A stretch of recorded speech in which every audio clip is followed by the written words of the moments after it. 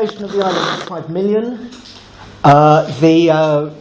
There were 1 million members of the CTC, and 500,000 members of the Sugar Workers Federation. It was, given the history of Cuba and the plantation economy very much, very heavily proletarianized.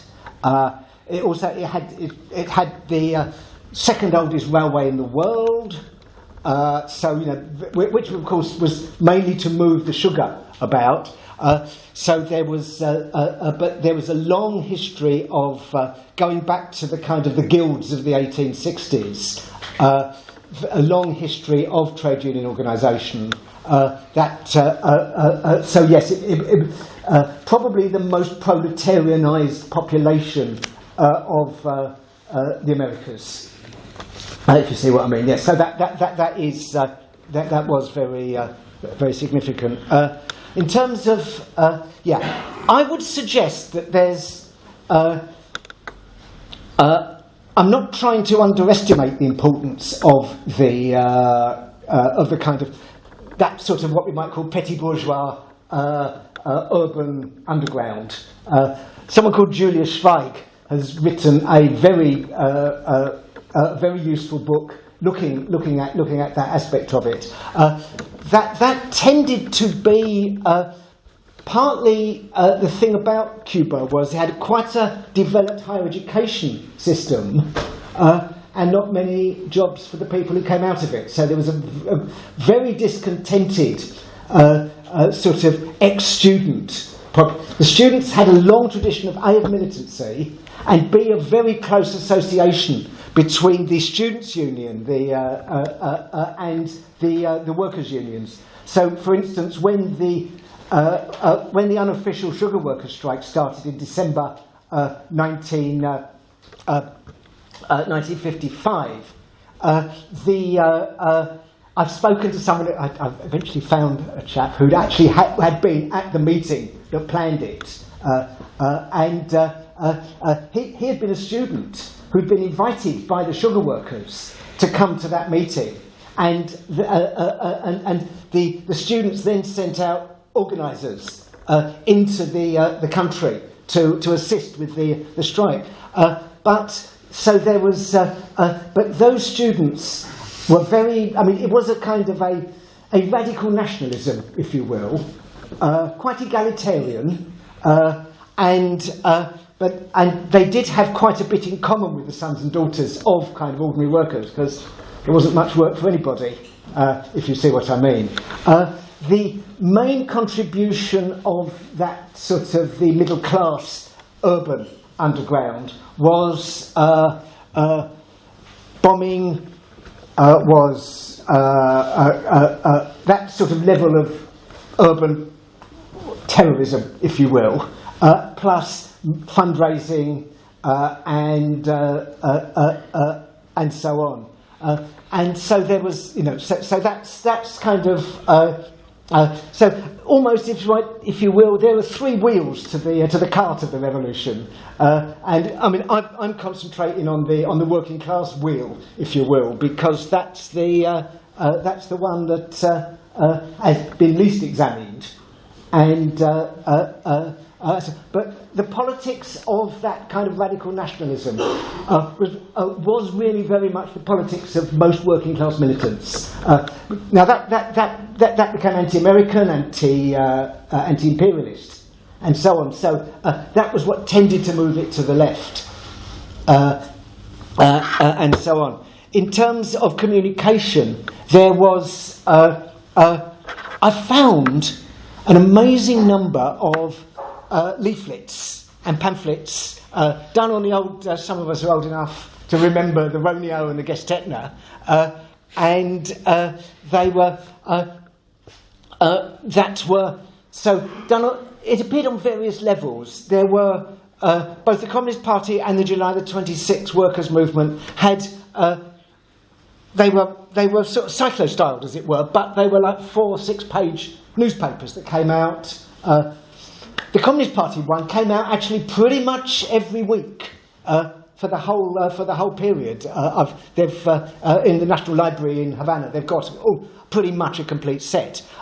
The July the 26th workers' movement one was much more erratic, partly because they didn't have that pre-existing kind of.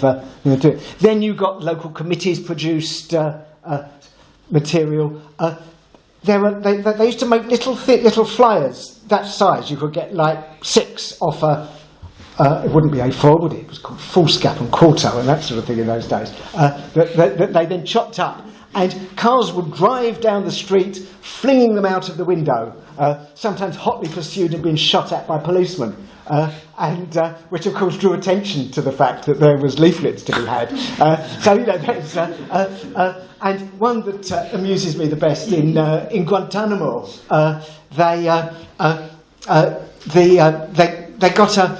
They got a horse, tied placards with anti-government slogans on it, and released it in the town centre. The police then tried to catch this horse, which of course. You can imagine the chaos, the horses running around, getting increasingly frightened. People are laughing at this, because so it was a wonderful demonstration. So there was an awful lot of very inventive things like that. In terms of women, yes, the importance of women in the railway industry, where they tended to work in the offices. The big strike in Camagüey in 1954 started when there were to be redundancies. The women in the office were given the names of the people who were to go. They refused to implement it, and they went down and picketed out the drivers and the engineers. But of course they had the skills to produce the leaflets and so on. So that was very important. The 1957 electrical workers' strike, again, it was the women from the offices. There are some wonderful photos of women being arrested,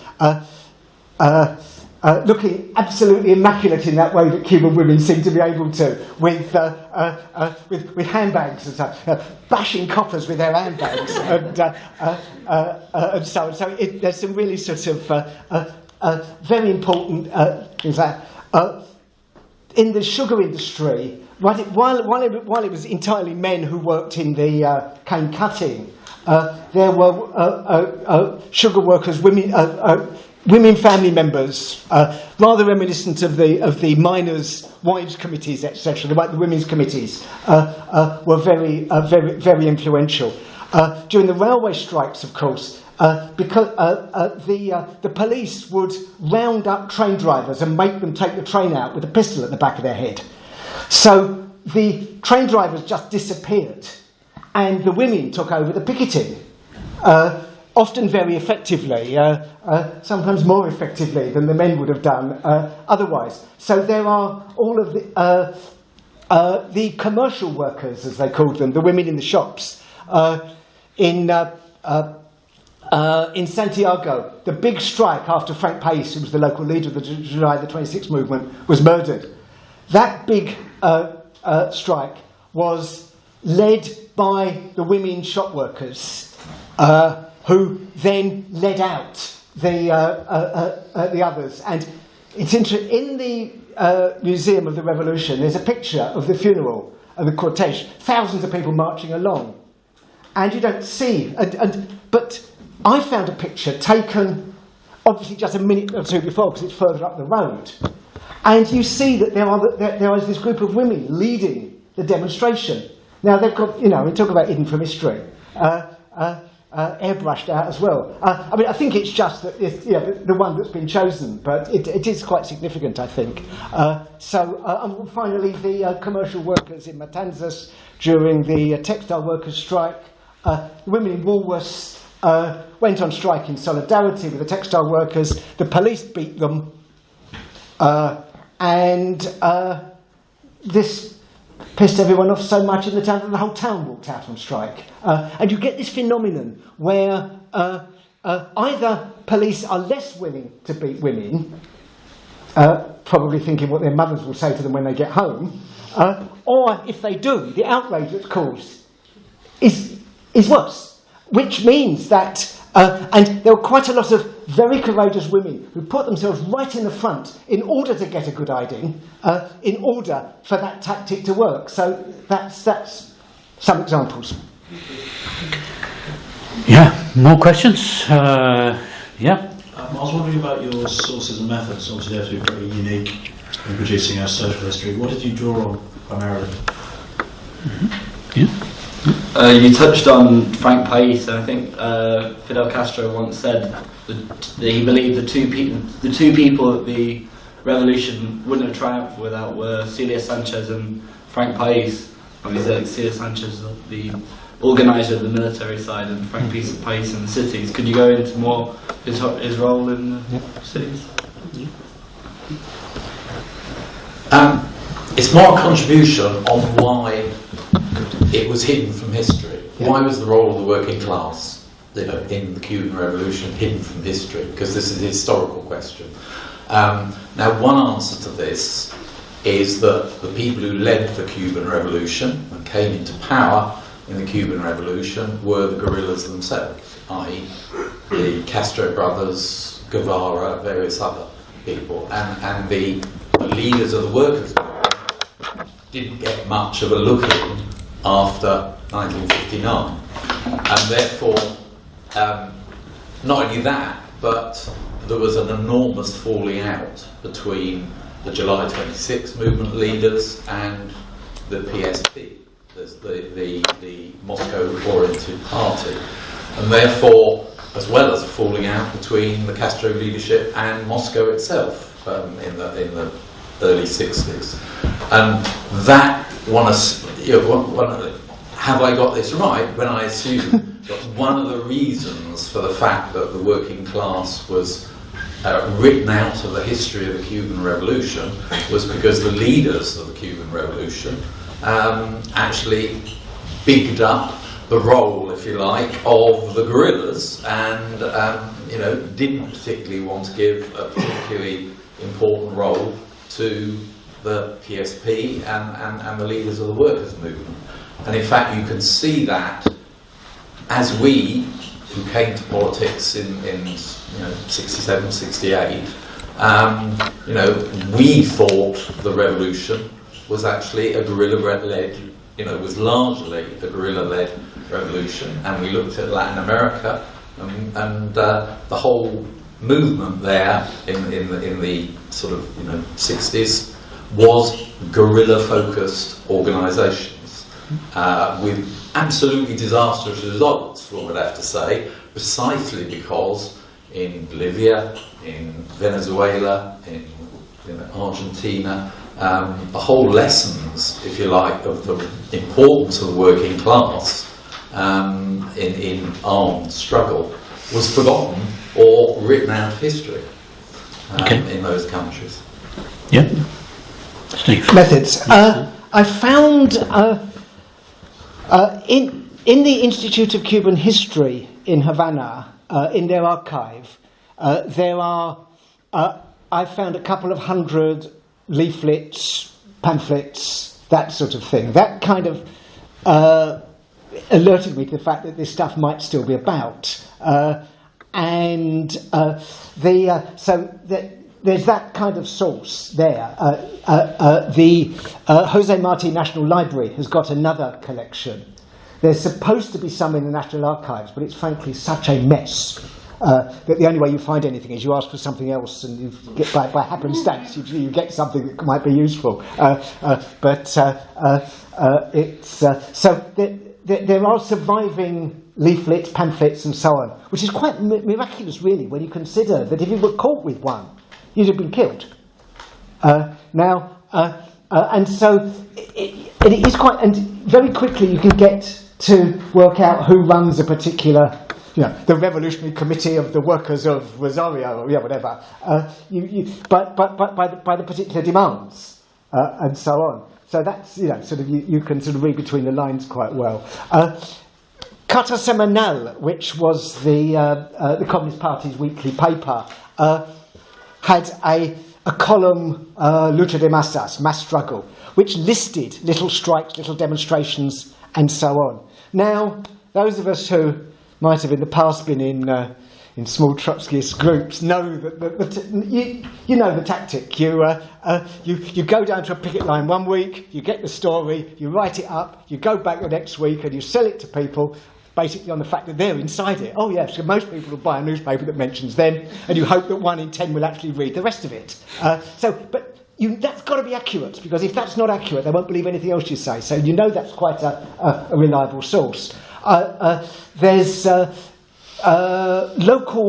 local archives. Every major city in Cuba's got a local archive. The people there are incredibly helpful. They dig stuff out for you. They're just so pleased that someone's interested. And then, of course, what they were doing were phoning people up and saying, "Hey, wasn't your dad involved in this?" This sort of thing. Then there was a project at the University of Santiago in the 80s where they sent MA students out for their dissertation to go and interview veterans. And there's piles of theses.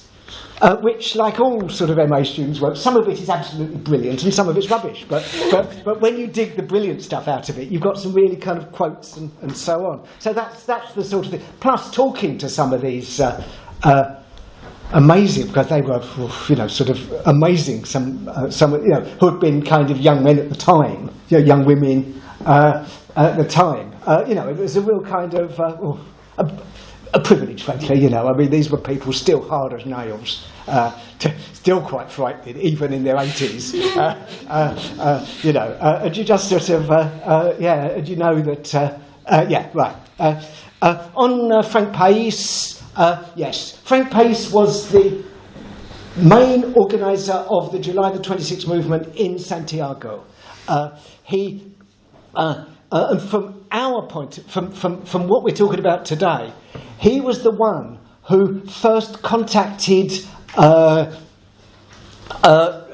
Nico Torres in Guantanamo. Nico Torres was a railway worker, ex-Trotskyist, who was a long history of struggle in the railways. And it was Frank País who recognised the importance of, because when he'd asked Nico Torres to make sure that no reinforcements got to Santiago when they had their armed uprising. So Torres organised a 6-day railway workers' strike. I mean, so he recognised that someone who could organise a railway workers' strike with no demands, just in solidarity with an armed uprising, was could actually contribute something. And I think that and it was Frank País was also so he was someone who had quite a vision about how to organise things. He was remarkably charismatic, and from what everyone says who knew him. And I think he was a very important leader, which was why, as soon as the police found they had their hands on him, they blew his brains out on the pavement there, so there'd be no chance of him getting away. And I think that's actually probably the greatest tribute they could pay to him, so that's I mean, it was his organisational ability, really, and not much is still is recorded of his actual political stuff, and I think he was very much an organiser, if you see what I mean. His father was a Methodist minister. That's probably about all I know. There's not actually that, so much more than that known about him. On the question of falling out with the PSP, I did find in because there was an agreement between the July the 26th movement and the Communist Party to divide the trade union movement between them when the rebels seized power. The July the 26th movement broke that agreement. Nico Torres again was the first plane out of Santiago into Havana, and he then seized got a July 26th movement militia, seized the union offices, and I found a letter from the Communist Party to the July the 26th movement complaining about Torres's behaviour. I think the fact that he had been a Trotskyist, there was a bit of old sectarian sort of enjoyment in this. They complained about his behaviour. So annoyed were they that, you know, when you hit an old Olivetti too hard, the centres come out of the O's. And so on. But that's the factors that Stuart said I agree with. There's also a generational thing. Most of the workers' leaders were quite a bit older, often had families, often many of them had been on the run since 1955. A lot of them just wanted to go home, and you see in interviews with quite a few of them that take Juan Alvarez, who was the senior steward in the Bacardi factory. The next I find him is him being interviewed as working in the factory again. So there there were personal reasons as well why that happened. But I think then David Salvador, who was in theory the leader of the CTC, the Revolucionaria, he was an ex-communist and really had parted with the Communist Party on very bad terms, and so he was had therefore started hanging out with some of the more right-wing anti-communists, and then when it was found out that he was actually conspiring with the right-wing guerrillas in the hills, I think that kind of very much undermined the influence of the CTC within the process. When it came down to the question of then what happened after that, and you say the guerrillas in the rest of Latin America, well, I think Raul Castro knew exactly the role of the workers in it. I mean, he'd organised in the Far East, but Guevara didn't have a clue.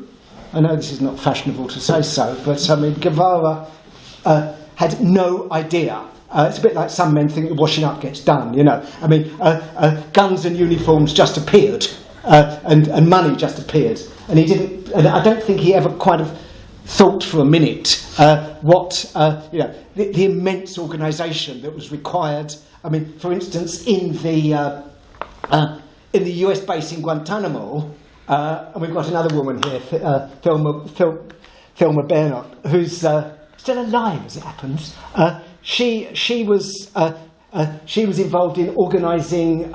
They found a corrupt gunnery sergeant in the base, and they were buying guns from the US straight off the US base, and the train drivers were smuggling them out. And so there's all this kind of revolutionary infrastructure, which I think most of the guerrillas didn't really have much of a clue about.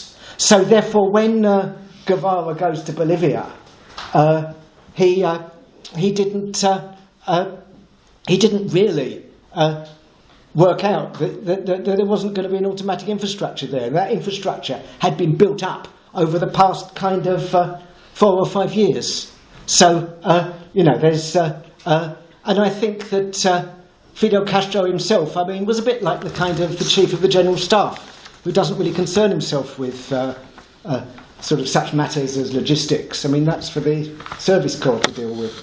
So there was that kind, and most of the people who had been involved in who could have told them what they'd done, had moved on, who were involved in building the new society, as it were, often back at the base. So there are all these factors, but I agree with what you said, and I think we just, there's from the personal, the political, and the organisational. Thank you. Right, just before we move on, 2 things from me. One is, if there are people who haven't been with us before and want to be added to our electronic list. Just stick your email down, make sure it's readable. The second thing is that, there you go.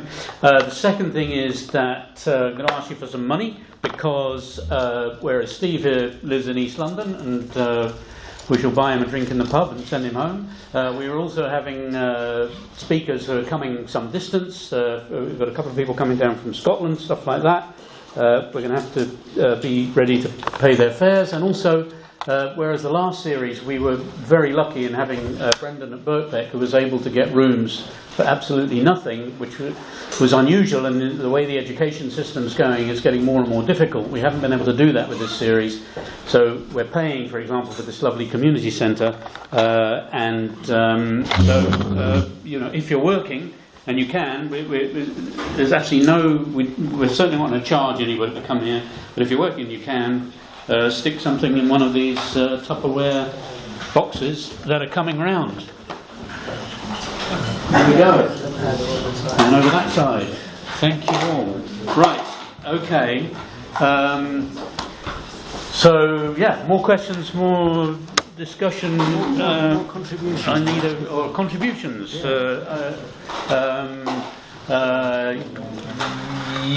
Yes. And mentioned briefly about the Afro-Cuban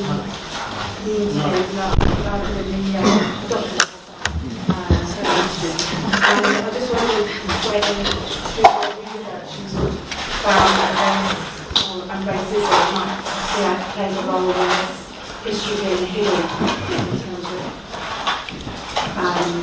particular parts of the language. Yeah. And anyone else who I'll come back to you, but anyone else who hasn't said, yep.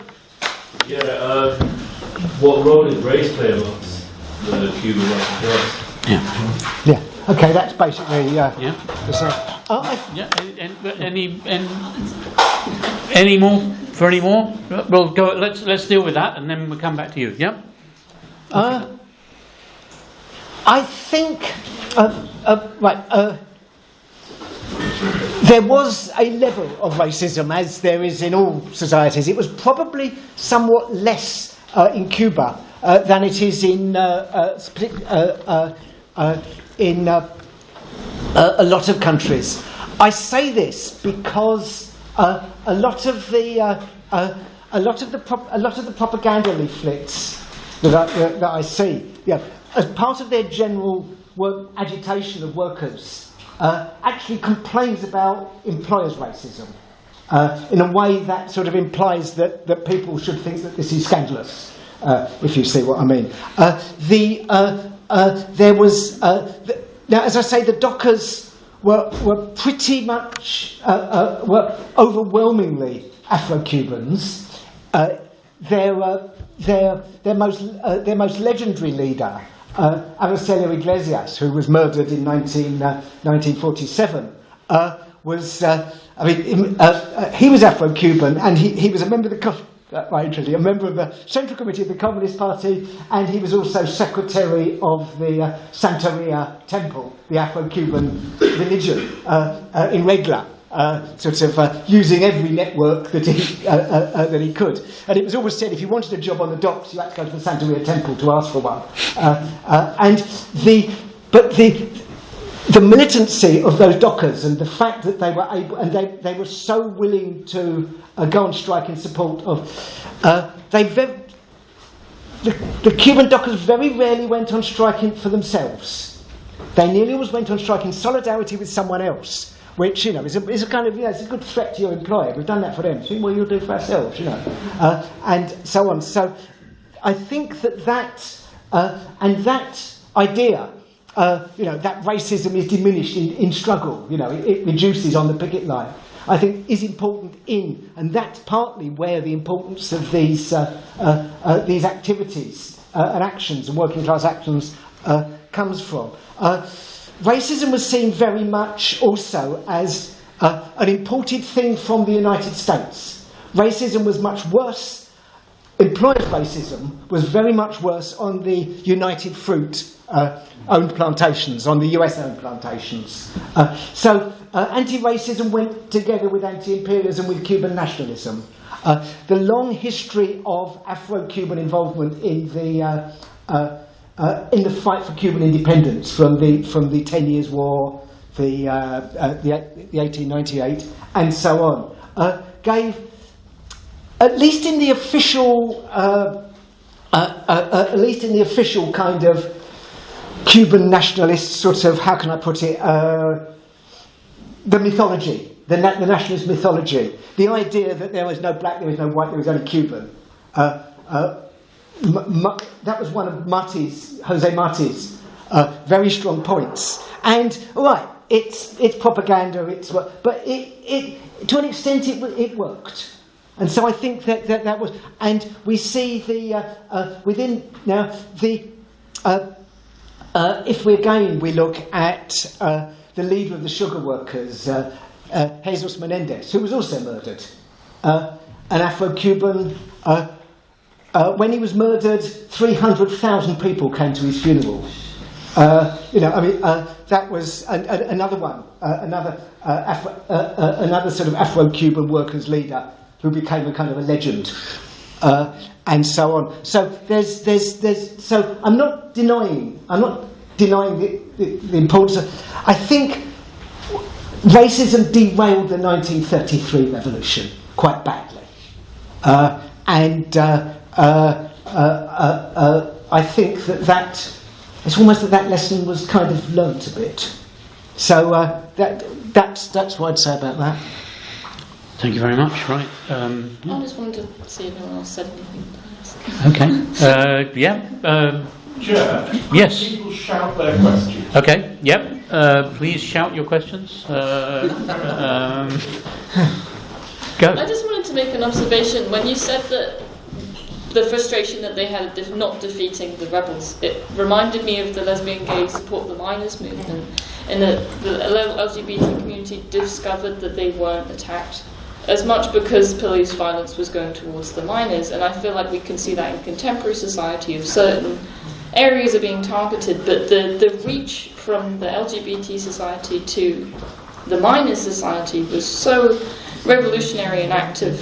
It doesn't matter how different we are, we need to work together to create a strength and unity that kind of define a lot of things. I think that really needs to happen now.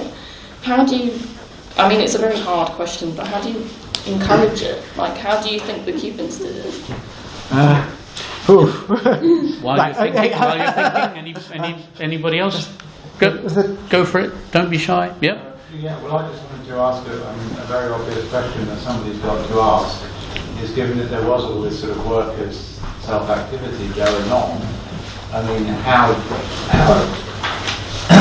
what happened to it after the revolution? I mean, how did Stalinism actually get consolidated and manage to sort of get control of the workers and suppress all of them? Okay, and I mean, indirectly related to that, I'll ask a question while you're all thinking, and as I say, please don't be shy. But this perhaps links with that, Steve. In the period you're talking about, I'm assuming that in this big workers' movement, people have no sense of what's going to happen subsequently in the way that the relationship's going to develop with the Soviet Union and so on. And you told us in the opening that you didn't find in all the archives any mention of people talking about socialism and so on. Did you find any mention of the Soviet Union, which obviously, because if you look at the history of the British workers' movement or the French workers' movement at that time, obviously people have a sense that here is this beacon, this workers' state. Other people have a sense that actually it's horrible, and we've discovered that it's not as some of our comrades think it is, and there's already these kind of discussions are happening. Any sign of that, at least in the archival record? Right. The Carta Semanal I mentioned, the Communist Party's newspaper, would periodically have a sort of hail to the glorious revolution, and there'd be a picture of there'd be a cartoon of the world with a Russian worker reaching round and shaking hands with a Cuban worker, and that would happen in October every year, and May Day, and so on, and and periodically there'd be a sort of a report that whoever it was, I can't even remember who was probably Khrushchev or someone, had made a great speech that.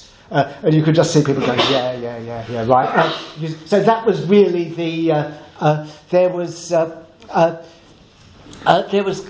was quite a lot of anti-communism coming from the official machinery. I mean, one of the secret polices was called the Bureau for the Repression of Communism.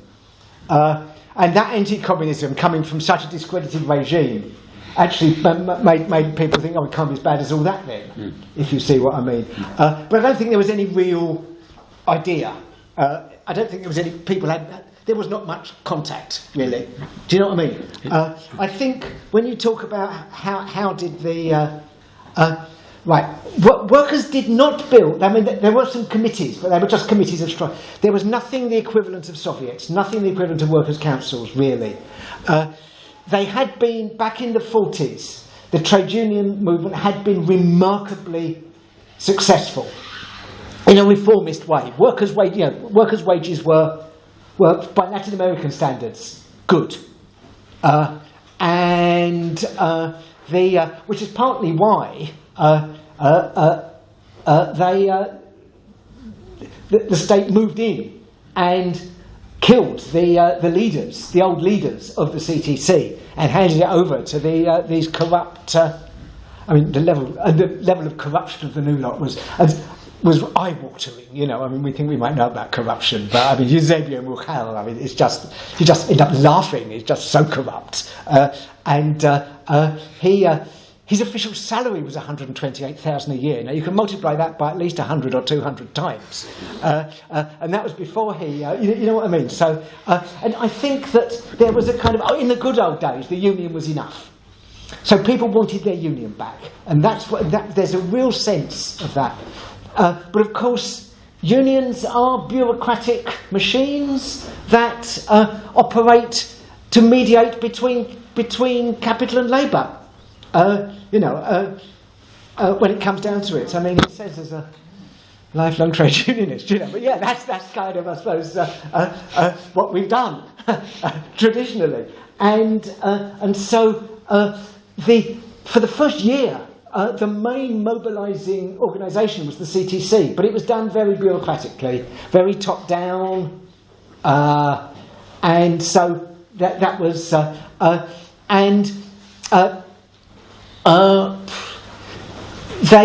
there was an attempt to radicalise the unions with the left of the July the 26th movement, piled up with members of the Communist Party, but of course that didn't actually radicalise it particularly, the situation, and it got very. Once the enthusiasm wore off, there wasn't really. There was immense for the nationalisations, for instance, in 1960, massive enthusiasm. And the workers' militias were quite instrumental in, in the nationalisations. But of course, workers' militias are military organisations, and again, very top down. I mean, they didn't elect their officers, if you see what I mean. So I think that's kind of, and then when once the US oil embargo started, and the government needed a new ally elsewhere, the only one it could turn to was Russia, which then brought a rehabilitation of the more conservative elements of the Communist Party. Yeah, God, that's the $64,000 question, really, isn't it? But you're certainly right about the solidarity, and that when unexpected groups of people then provide solidarity, that's a remarkably good way of breaking down prejudice, and I think that happens. We see a lot of that. I always held it as a matter of faith that racism declined on picket lines. We were on strike for 3 weeks when I worked on the buses back in the 80s, and I watched it happen. You know what I mean? You watch people you watch people's minds change. So I think it is the struggle, and it's in that struggle that these things will happen. So what you're really asking is how do we get this struggle going? Well, that's the $64 million question,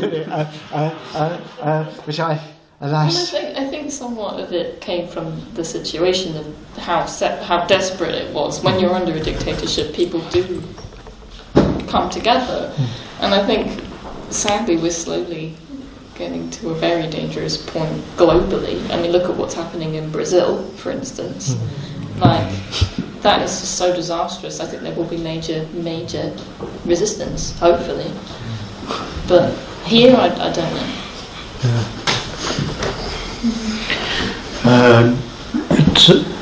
At the back, John. Can I just put a note of caution about picket lines diminishing racism?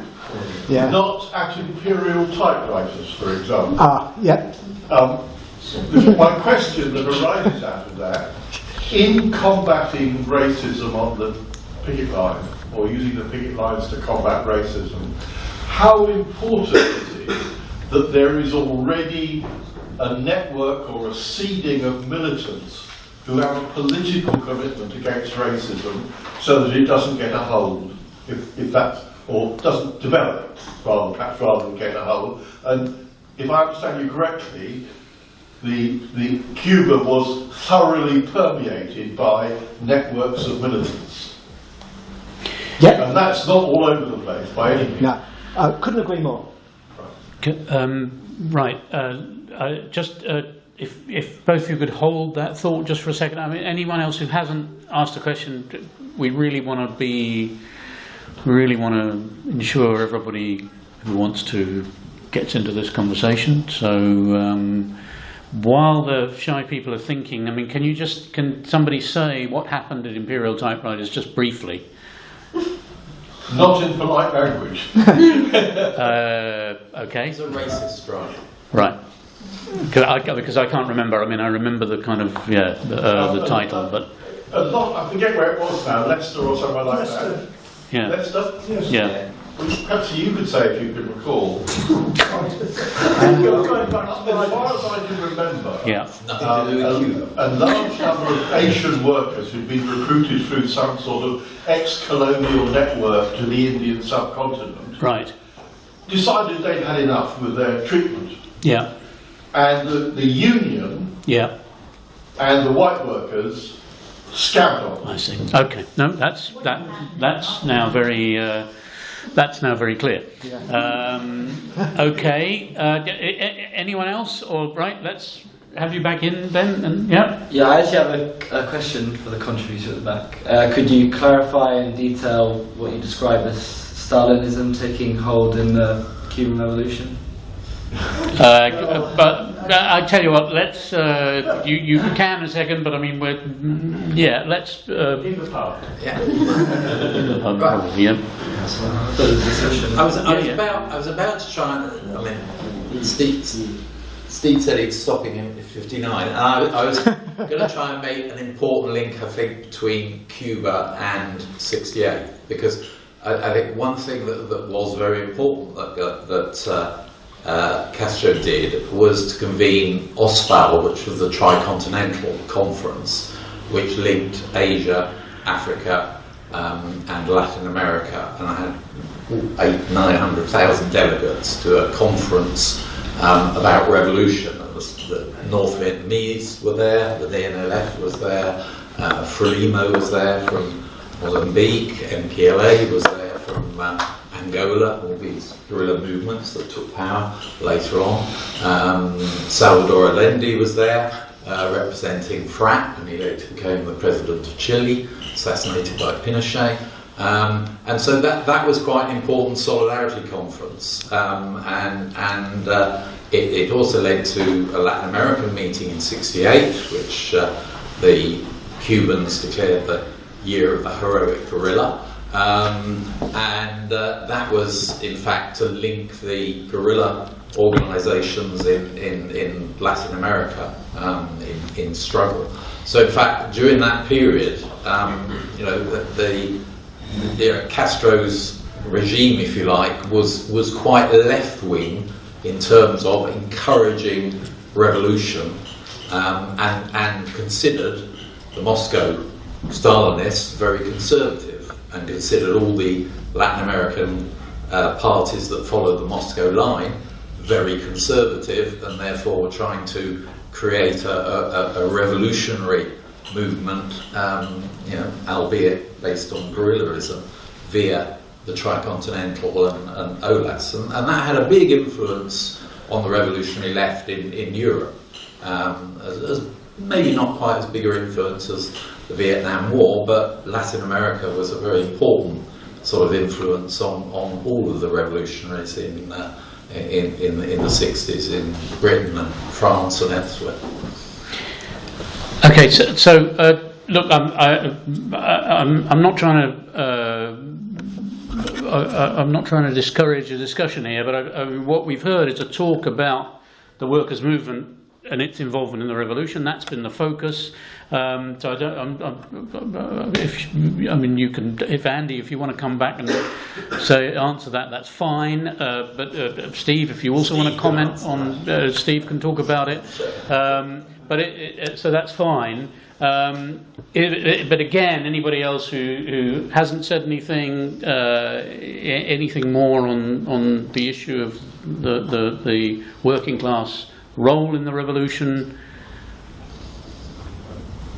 Okay. It's a very ignorant question, really. I mean, as I understand the Cuban economy, it's about the main part is the sugarcane workers and getting them to work hard in a pretty grim job, I guess, was a challenge for the Batista regime, and then their leaders or the militants within those communities are encouraging workers to work less hard. Then you get a certain revolutionary regime that wants these workers to work harder for the new regime. And one thing that sticks in there is not the actual quote, but Che Guevara was involved in all of this. In terms of his job in the regime in the early 60s, and getting the Cuban the sugarcane workers to work harder was a big issue. And what he noticed is that in the time of the Bay of Pigs and other confrontations with America, you get these workers who before weren't working so hard because they thought, well, we now have a workers' regime, there's no need to work quite so hard. Suddenly they start working much harder, which he notices this, and it's, I'm not for 1 minute suggesting that the main cause of the conflict with America was the American imperialism, but you could tell the regime wasn't completely unhappy about the fact that he was having this confrontation with America, because it could motivate workers to bring in the hardest. And I'm just intrigued by militants, workers themselves, how in the 50s, presumably they're encountering part of a movement of the workers to work less hard, and then how they then, some of them I imagine, become part of the bureaucracy, trying to encourage workers to work harder. Some don't, some must do other things. Do you have any clues? Well, I've thought about this, not only about this, but about the Grenadian Revolution as well, being exactly the same phenomenon. But you sort of think, well, yes, how does that happen? But of course, if people believe that they have a stake in the new society, their attitude will be different from if they don't believe they've got a stake in the society. And I mean, any revolution will have to deal with that problem. I did find in the archive there was a chap called Conrado Becker who was actually an honest CTC bureaucrat who broke with Mujal and ended up fighting as a guerrilla. And then he became General Secretary of the Sugar Workers Union after the revolution. I found a pamphlet that he wrote actually arguing that very position, that people now had to work harder because it's our Cuba, as it were. And you can see, actually, he's almost kind of going, I don't want to write this. It's very badly written. And you can see the discomfort, but also that kind of, but that sort of, so I suppose if you think that your revolution has been successful and you think that you have a stake in the new society, then presumably encouraging people to work harder is part of the, sort of the next step. But it must be bloody uncomfortable. And I suspect that's probably why some of these people who the kind of the working class militants just went back to the village, back to the factory, in part would have been because they were probably, people who were very good at derailing trains, very good at organising strikes, very good at quietly printing newspapers so the police can't appear. Probably not very good at actually doing anything constructive anymore. So I've not answered it, but I mean, I'm just saying, yes, it must be a problem, but it's going to be a problem that any revolution will have to face. Sort of, if you see what I mean. People, and then as soon as people start to think, well, things haven't got that much better, there's going to be a kind of, after the initial euphoria wears off, people will go, oh, well, what have I got out of this? And so on. So, Right. On that depressing note. Well, I tell you what, I feel we're kind of drawing to a natural close here. So, I mean, Andy, if you want to add anything in, because our friend has asked you what you meant. What? I'm not an expert on Cuba. I'm like no idea. So, but I mean, by Stalinism, I meant precisely that it became a regime which was allied to the Soviet Union, with all that that implied, with the whole sort of, authoritarian kind of regime, and with the glorification of work, and you've all got to work hard because it's our nation and all this kind of stuff. And everything that we associate with Stalinism and sort of brutal suppression of political opponents and so on, all that kind of stuff. That's what happened ultimately.